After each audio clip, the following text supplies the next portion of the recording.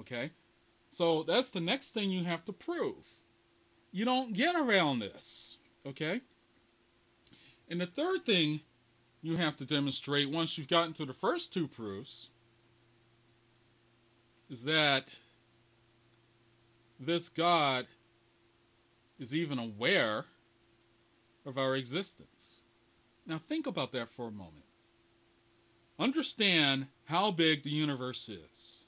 Okay? At the risk of sounding like Carl Sagan here, there are hundreds of billions of stars in our galaxy alone, and our galaxy is one of billions and billions of galaxies in the entire universe.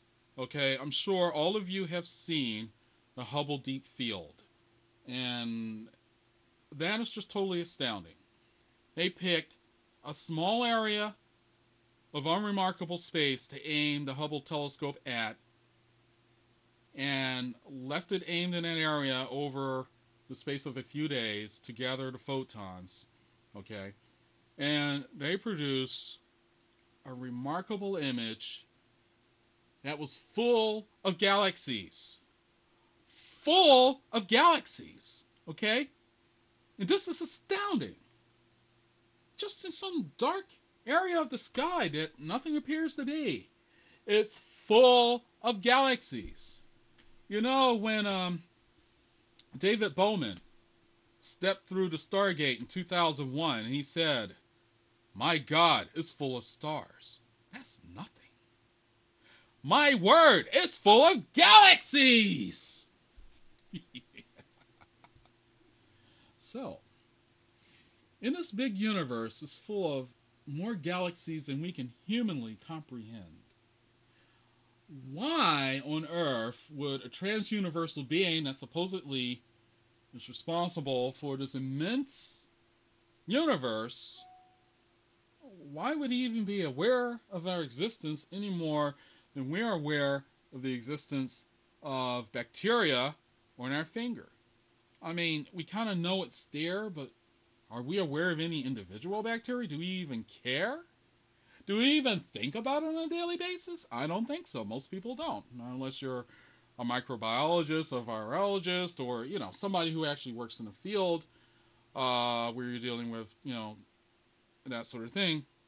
You don't think about it. It's not a point. What are the ants that crawl in your soil outside? Do you think about them unless you happen to see one? I mean, we're not even aware of these individual, existences. Okay, so by the same point, a transuniversal being, and I can't imagine this immense universe was created just for our benefit. I mean, that's such a conceit. That is such an egotistical conceit.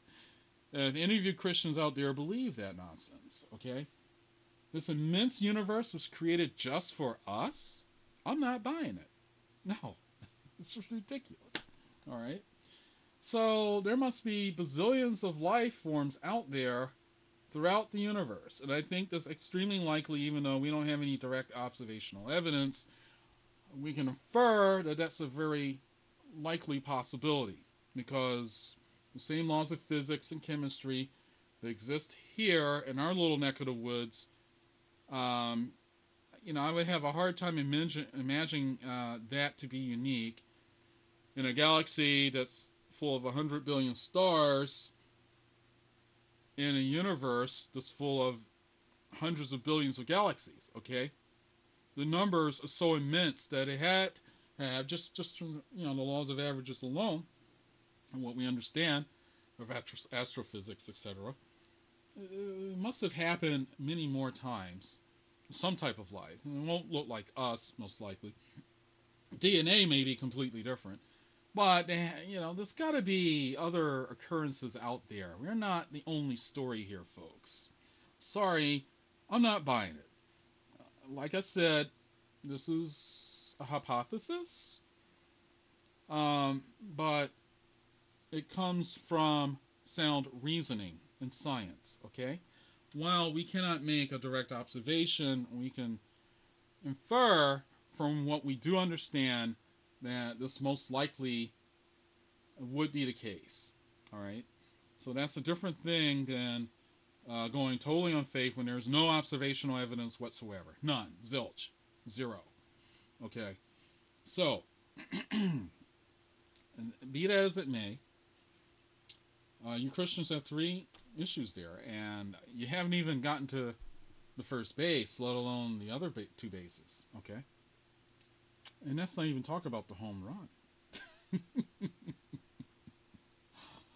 I'm sorry, you Christians should go study all the rebuttals and all the discussions that have taken place over the decades, okay, and not revisit the same old tired out issues that have already been debunked, that have already been disproven, that have already been dealt with. You should come up with something new and compelling.